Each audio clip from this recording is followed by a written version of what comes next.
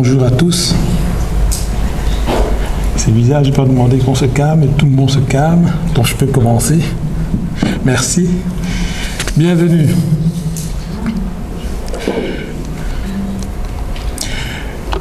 Que chacun de vous se sente ici comme chez lui.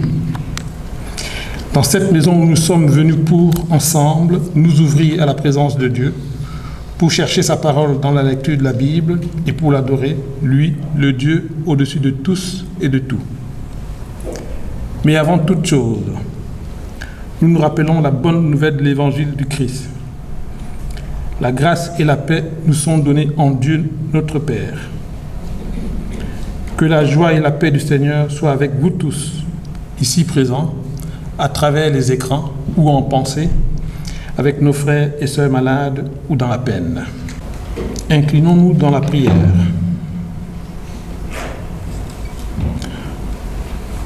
Tournons-nous vers Dieu pour lui demander son pardon et son aide. Seigneur Dieu, nous voulons te dire notre peur et notre angoisse devant le mal et la souffrance du monde.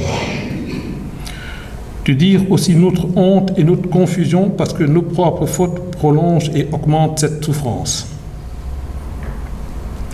Pardonne-nous, Seigneur, d'agir si naturellement comme des égoïstes et de ne pas aimer notre prochain avec l'ardeur, le respect et l'attention qu'avait Jésus. Pardonne-nous de t'aimer si mal, d'attendre toujours tes services au lieu d'être à ton service.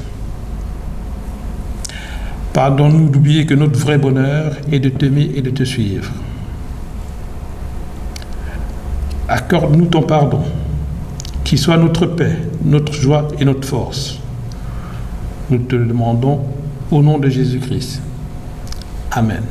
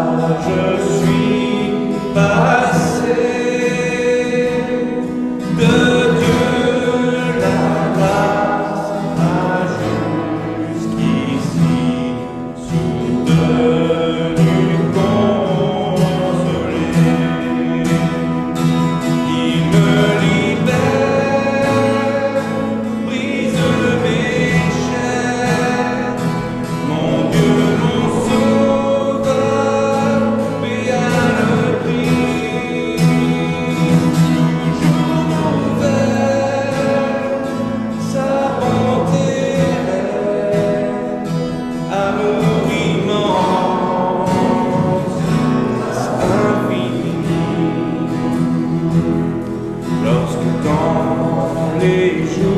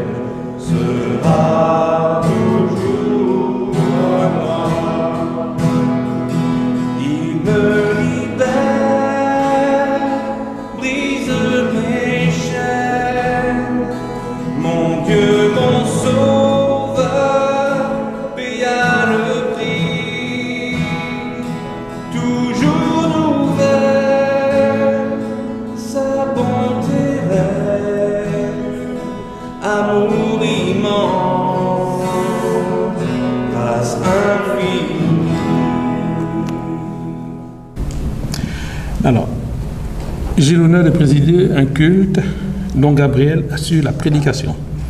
Je vais donc raconter une histoire aux enfants, les petits, les moyens et les grands. Rassurez-vous, ce sera une petite histoire. Ceux qui se tournent vers Dieu avec confiance reçoivent de lui la certitude de leur pardon et la grâce de la vie renouvelée. En effet, voici comment Dieu a manifesté son amour pour nous. Il a envoyé son Fils unique dans le monde afin que nous ayons la vie par lui. Et l'amour consiste en ceci. Non pas en ce que nous avons aimé Dieu, mais en ce que lui, Dieu, nous a aimé le premier. Et il a envoyé son Fils pour être le sauveur du monde. Dieu est amour.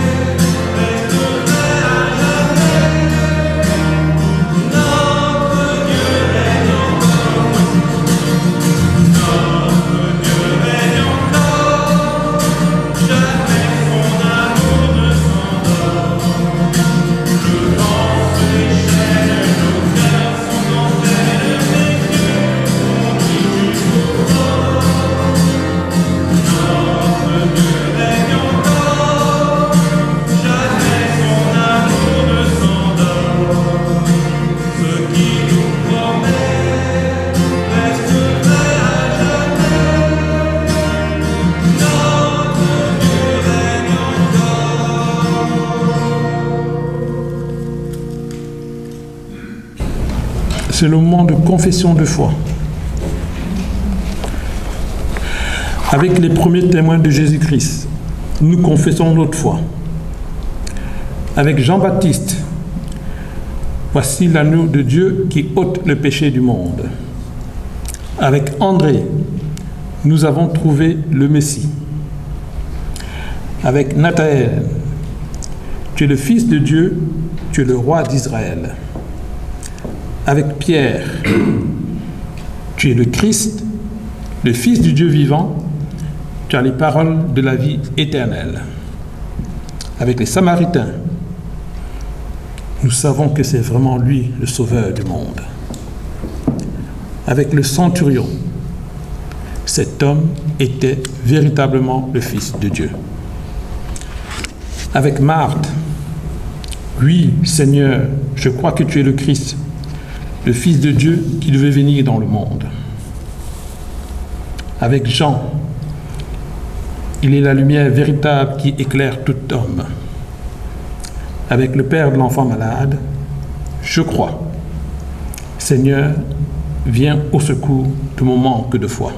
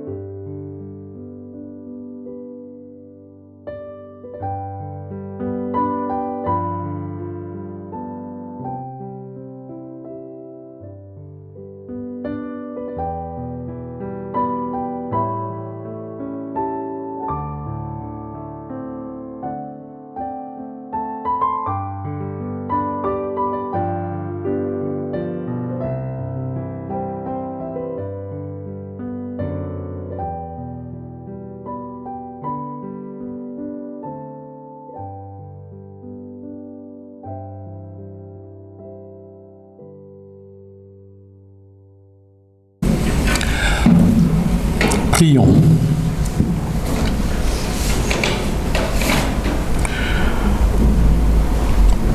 Seigneur, nous te remercions de nous avoir réunis en ta présence pour nous révéler ton amour et nous unir à ta vie. Fais taire en nous toute voix contraire à la tienne. Mets dans la bouche de Gabriel des paroles afin qu'elle édifie notre connaissance. Et permets que nous sachions recevoir ta parole, non seulement l'entendre, mais aussi la recevoir. Non seulement la connaître, mais aussi l'aimer. Non seulement l'apprécier, mais la mettre en pratique. Ouvre par ton esprit nos esprits et nos cœurs à ta fidélité. Amen. Gabriel.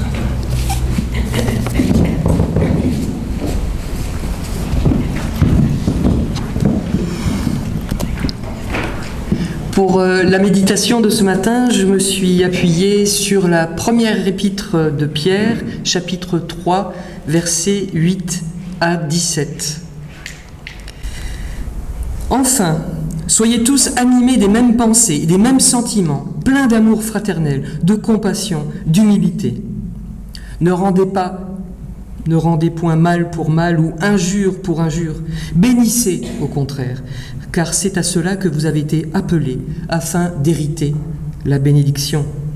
Si quelqu'un, en effet, veut aimer la vie et voir des jours heureux, qu'il préserve sa langue du mal et ses lèvres des paroles trompeuses, qu'il s'éloigne du mal et fasse le bien, qu'il recherche la paix et la poursuive. Car les yeux du Seigneur sont sur les justes et ses oreilles sont attentives à leurs prières. Mais la face du Seigneur est contre ceux qui font le mal. Et qui vous maltraitera si vous êtes zélés pour le bien? D'ailleurs, quand vous souffririez pour la justice, vous seriez heureux. N'ayez aucune crainte et ne soyez pas troublés. Mais sanctifiez dans vos cœurs Christ le Seigneur, étant toujours prêt à vous défendre avec douceur et respect devant quiconque vous demande raison de l'espérance qui est en vous. Et ayant une bonne conscience, afin que, là même où il vous calomnie, comme si vous étiez des malfaiteurs, ce qui décrit votre bonne conduite en Christ soit couvert de confusion.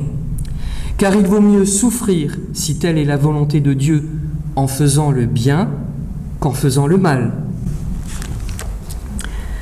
Alors on trouve dans le Nouveau Testament 2 épîtres attribuées à Pierre, et la première, dont nous venons d'entendre un passage, est adressée aux chrétiens d'Asie mineure, de 5 provinces d'Asie mineure qui correspondent à peu près à la Turquie d'aujourd'hui.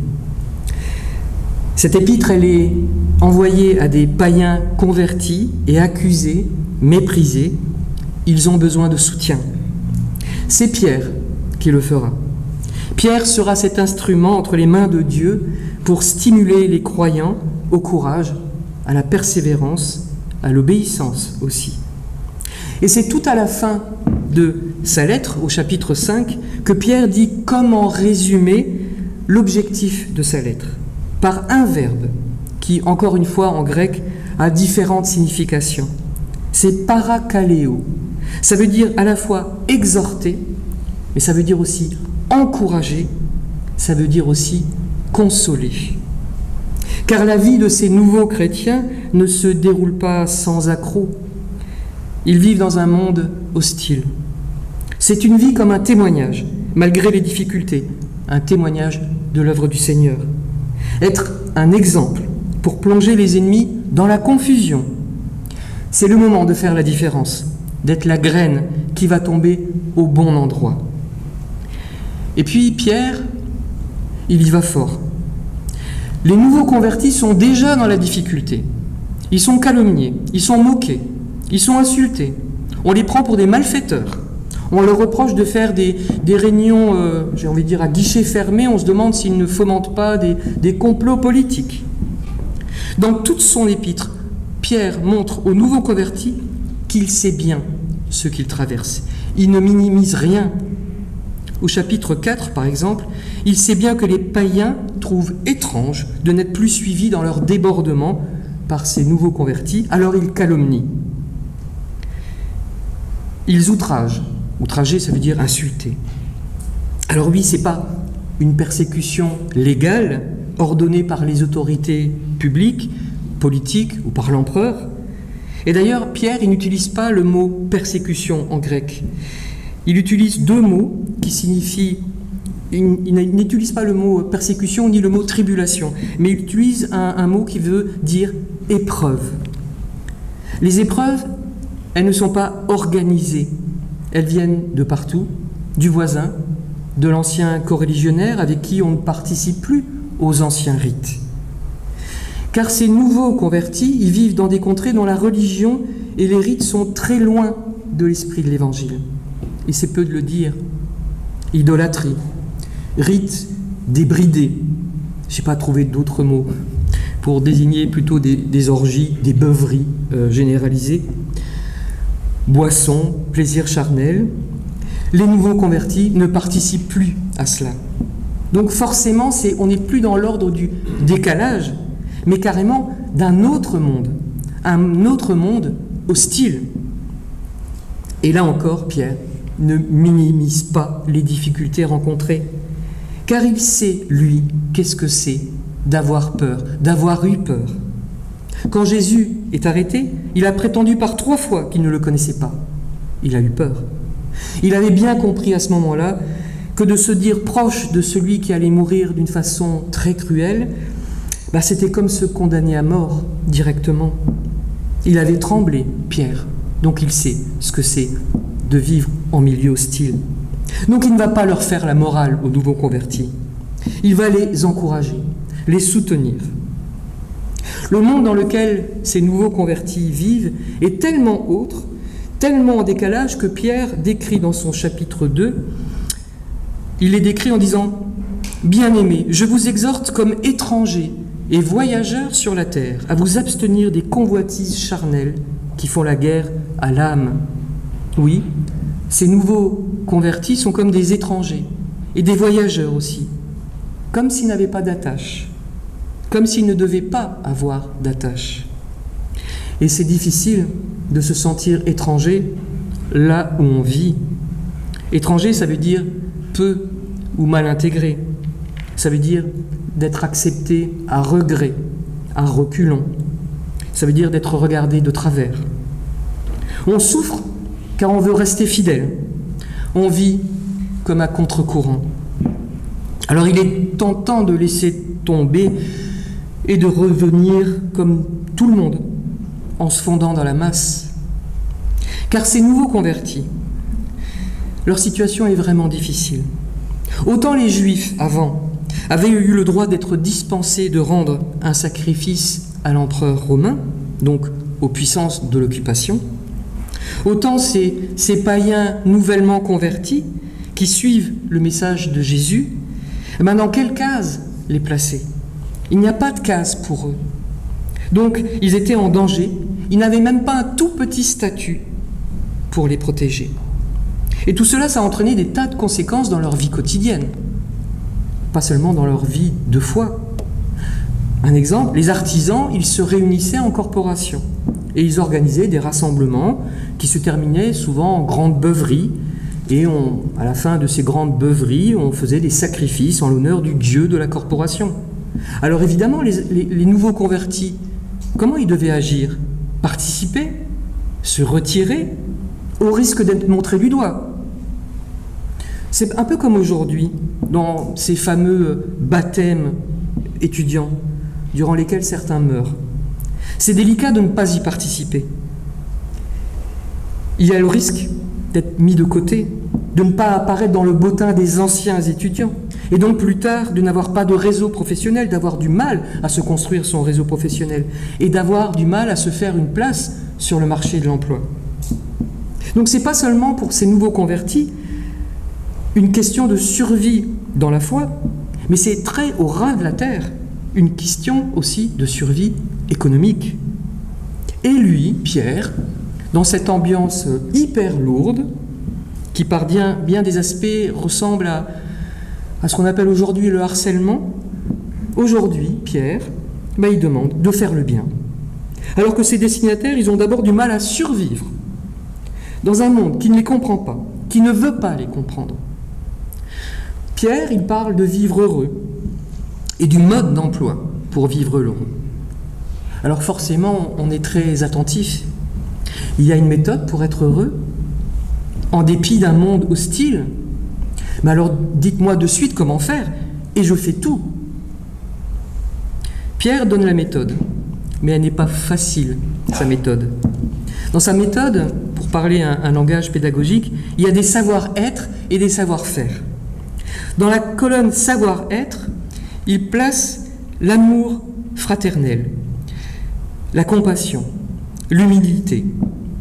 Et dans la colonne savoir-faire, il place le bénissez, faire le bien, chercher la paix, s'éloigner du mal, se défendre avec douceur et respect, la bonne conduite. Mais sa méthode, Pierre, il n'en est pas l'auteur. On dirait aujourd'hui qu'il a plagié l'auteur du psaume 34 et il n'a pas donné le crédit à l'auteur du psaume 34. Que dit le psaume 34 que Pierre connaît bien? Et on a l'impression de lire sa propre épître. Quel est l'homme qui aime la vie, qui désire la prolonger pour jouir du bonheur? Préserve ta langue du mal et tes lèvres des paroles trompeuses. Éloigne-toi du mal et fais le bien, recherche et poursuis la paix. Vraiment, il répète les paroles du psaume 34. Éloigne-toi du mal et fais le bien, recherche et poursuis la paix. C'est la recette du bonheur. C'est un peu rapide, hein, parce que cette recette du bonheur, réunir tous les ingrédients, l'amour fraternel, la compassion, l'humilité, c'est ce que j'ai appelé les savoir-être dans son propre cœur, et puis les savoir-faire, bénissez, faire le bien, chercher la paix, s'éloigner du mal, se défendre avec douceur et respect. Eh bien, réunir tous ces ingrédients quand on vit dans un monde hostile, je crois que ça demande en plus un certain sang-froid, et aussi une certaine dose de self-control. Mais Pierre, il pense que ses lecteurs en sont capables et il leur donne un exemple. L'exemple, celui du Christ. C'est au chapitre précédent, dans sa lettre, au chapitre 2, qu'il parle de l'exemple du Christ. Et c'est à cela que vous avez été appelés, parce que Christ aussi a souffert pour vous, vous laissant un exemple, afin que vous suiviez ses traces. Lui qui n'a commis point de péché, et dans la bouche duquel il ne s'est point trouvé de fraude. Lui qui injuriait ne rendait point d'injure, maltraité ne faisait point de menaces, mais s'en remettait à celui qui juge justement. Avec cette nuance importante qu'il dit, Pierre, c'est que le Christ, il était sans défaut. Lui aussi, il a traversé un monde hostile. Quelqu'un qui dérange, qui nous dérange, parce qu'il nous bouscule dans nos habitudes. On aime bien le coincer. Alors Jésus, il avait partagé des repas avec ceux qui tentaient de le prendre en défaut, de le faire trébucher pour pouvoir jubiler ensuite en disant « Ah, vous avez bien vu, hein, vous avez bien entendu, hein, celui qui dit voilà, là, il est en contradiction. » Ils essaient toujours de le coincer. Ceux qui l'ont injurié et maltraité jusqu'à la fin, dans ces moments de douleur, où chaque mot violent, chaque geste violent a ajouté de la douleur à la douleur. Comment entendre ce message aujourd'hui? Il y a un double mouvement. Tenir bon dans la foi, dans un monde troublé qui s'agite, c'est garder une éthique solidement ancrée. J'ai bien dit éthique, j'ai pas dit morale, car même les méchants, ils ont une certaine morale. La morale, c'est de se conformer à des règles de conduite, d'accepter de se conformer à certaines règles qui nous disent ce qui est bien et ce qui est mal, ce qui est acceptable de ce qui n'est pas acceptable. C'est un portrait un peu rapide de ce qu'est la morale. C'est comme respecter une liste de choses. Mais si quelque chose n'est pas prévu dans la liste, eh ben je suis bien embêté. Parce que si la morale, elle date d'il y a quelques siècles, ben la société la technique, bien des aspects de la société ont changé et donc quelques dizaines d'années après, ou 1 ou 2 siècles après, cette liste de choses à respecter, de règles auxquelles se conformer, il manque des lignes, il manque des pages dans le livre de morale. Alors que l'éthique, elle met d'un grand secours tout le temps. L'éthique, c'est plutôt une attitude, un état d'esprit, une façon d'aborder le monde, en mettant en avant des valeurs fortes. Et cela peut être la foi, en Christ, bien sûr. L'éthique, c'est un peu comme une boussole que je me donne à moi pour savoir comment bien agir. Et là, il n'y a pas de liste, mais un état d'esprit qui me dit de réfléchir. Une boussole, ça donne toujours le nord. Tenir bon dans la foi quand la tentation est grande de retomber dans nos vieilles habitudes ou nos réactions naturelles. Tenir bon dans la foi et l'espérance. Alors que la conversion qui mène à une vie nouvelle peut susciter des critiques, des rejets, des oppositions, voire pire. C'était difficile pour nos anciens qui se sont convertis en Palestine il y a plus de 2000 ans. Pierre leur dit d'avoir une conduite irréprochable et de ne surtout pas passer pour de dangereux subversifs. Car vous savez bien aujourd'hui encore, quand quelqu'un exprime une opinion à contre-courant, il a intérêt à bien s'accrocher aux branches. On a beau dire qu'on est dans un monde ouvert, de liberté d'expression, où les droits de l'homme ont leur place. Concrètement, c'est un peu plus compliqué. C'est pour ça que c'est encore le sort de certains chrétiens dans certains pays du monde, encore aujourd'hui. Il y a une ONG protestante qui s'appelle Portes Ouvertes, qui publie chaque année un rapport sur l'oppression quotidienne, les persécutions ou discriminations dont sont victimes les chrétiens dans le monde. 76 pays ont leur vie dans ces pays qui n'est pas sûre. Pour l'année 2022, ce sont 360 millions de chrétiens qui ont vécu dans la crainte et la tourmente. Plus de 5000 tués, plus de 4000 emprisonnés. Plus de 2000 églises ont été fermées, attaquées ou détruites. Et près de la moitié de ces 2000 églises fermées, attaquées ou détruites, c'est en Chine. En Chine. Et le pays qui est remarqué comme le plus sévère envers les chrétiens, c'est la Corée du Nord, qui par une loi interdit de posséder une Bible. C'est un grave délit depuis une loi de 2020. Vous voyez, une persécution, une discrimination très très récente et qui s'aggrave de façon récente. Alors, même dans nos contrées, ici, où la vie est évidemment plus sûre, on a malgré tout vite fait de laisser notre intérieur, notre cœur, être envahi par les troubles extérieurs, les critiques, le mal subi, la crainte. C'est cela que Pierre veut enseigner à ses frères d'Asie mineure, et ces paroles, elles résonnent aussi pour nous. Je me souviens, il y a quelques années, quand je travaillais dans un refuge, j'avais discuté avec un vétérinaire, il m'avait demandé quelles études je poursuivais. Je dis des études de théologie protestante, et il m'avait répondu, alors qu'on ne se connaissait pas du tout, « Ah, tu étudies les mythes ». Voilà, j'avais rien demandé, c'était quand même assez vexant ce qu'il disait. C'était pas grand-chose, mais c'était vexant. Garder la confiance intérieure, malgré l'agitation extérieure. Ne pas laisser le trouble extérieur entrer dans notre cœur, dans mon cœur. Si je vis dans la foi du Christ, si je tiens bon avec les savoir-être et savoir-faire que j'ai cités tout à l'heure, cette liste d'ingrédients du bonheur donnée par Pierre, je ne vais pas répondre au mal par le mal. Je ne vais pas laisser ma bouche dire des mensonges. Au lieu d'alimenter une dispute, je vais chercher la paix. Et même pour me défendre, je n'utiliserai que la douceur. C'est difficile, ça. Ça s'appelle la non-violence. Quel programme!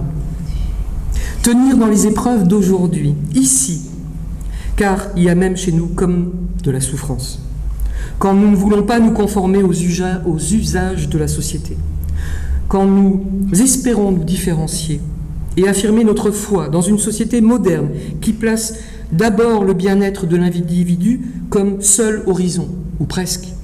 Quand nous disons qu'il y a moyen d'être heureux sans accepter le modèle économique qui nous est imposé, avec un bonheur ou un bien-être qui s'achète, mais quel bonheur, quel bien-être! Et on peut être alors heureux tout seul, si on est le seul à pouvoir s'acheter le bonheur ou le bien-être, et que mon voisin, il a moins de sous que moi, il achète moins de bonheur, moins de bien-être. Alors, pour conclure, tenir dans les épreuves d'aujourd'hui, comme le fait Pierre qui ne minimise jamais rien des souffrances vécues par les nouveaux convertis, il n'est pas question de mettre tout cela au fond d'un tiroir et de dire « je vais bien, tout va bien ». On peut accepter l'épreuve, la difficulté, son existence, sans qu'elle nous engloutisse ou sans la laisser prendre le dessus sur notre foi et notre espérance. Car même Jésus a connu la peur, et même la plus grande des détresses, et même la pire angoisse. Quand il était à Gethsémani, il priait plus instamment, et sa sueur devint comme des grumeaux de sang qui tombaient à terre. C'est dans l'Évangile selon Luc au chapitre 22. Le Christ nous a comme invités à témoigner de notre espérance à travers les épreuves. Montrer au monde que la foi me porte, que je suis en sécurité avec le Christ et que cette tranquillité d'âme, elle est ma force douce pour rester dans la justice de Dieu. C'est cette force, née de la grâce, qui rend heureux. Amen.